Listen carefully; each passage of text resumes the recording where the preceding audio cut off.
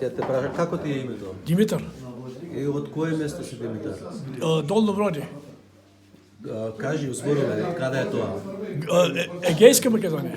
Тоа некаде кај кој? Драмско. Като Неврокоп.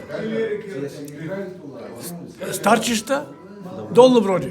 И како се најдете во Бугарија, во Пиринска Македонија? Ами, 44-та година, когато, първо, почна от начало, 12-та година, когато първото бягане, войната, когато почна между Гърция и България, баба ми и дядо ми бягат чак до Асеновград, Станимърка, в България. Оттам се връщат пак обратно тук, за да са близо до къщи. Имот, всичко си е в Егейска Македония. И си идват тук.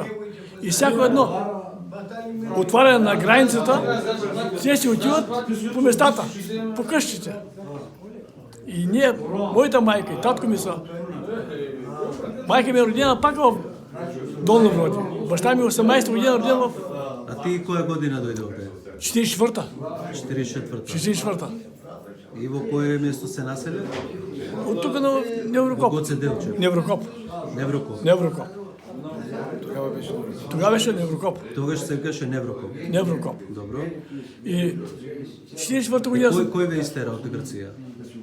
Гърците нагонят. Вече всичко взимат вече гръцко. Няма нищо македонско. Гонят му там. Кой е говорил македонски, той знае. Са ги итерирали, гонили. Хората ги било страх да говорят. Трябва да се говори само на гръцки. А вие знаехте гръцки? Не. Моя дядо, баба, всички са знали и гръцки, и турски. Защото са живели между хора. Иван, што ти ми кажеш ти за договорот меѓу... Сега, дедо ми почина на 93 години, пред 7-8 години някъде. Той е дойден тук от Възем или Везме, а сега на гръцки Ексухи. И сега като умре и извадихме документите, с които са протерани от Възем, и се види дека той не е дойден по собствено желание, а на документи пише по споразумение между българската влада и гръцката влада. Тогаш е направен договор Молов-Кафандарис, за кой българите нямали християнски елемент. Видели на един попис, че муслиманите са повека от нив и затова правят той договор с Гърция да изселят македонците християни в България, а на нивните места гърците носят понтийски гърци от Анадола. И кога ще трябвало да дойдат тук, вечерта андартите отишли им кажали, ако до утре запалени сте напуснали къща, жив никой няма да остане. Ще ги изхвалят.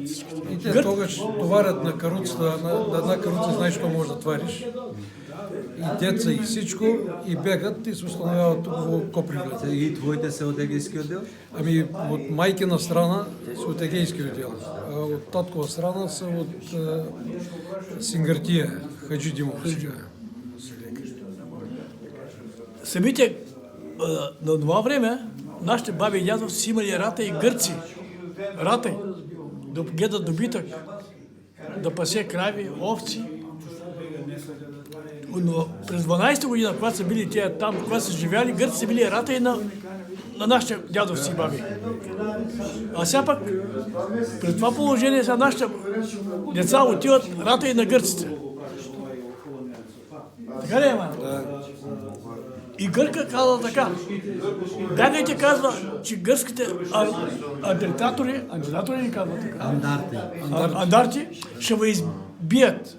И тогава Гърка ги предупреждава, баби, байки и моята майка да бягат, иначе ще не избесят.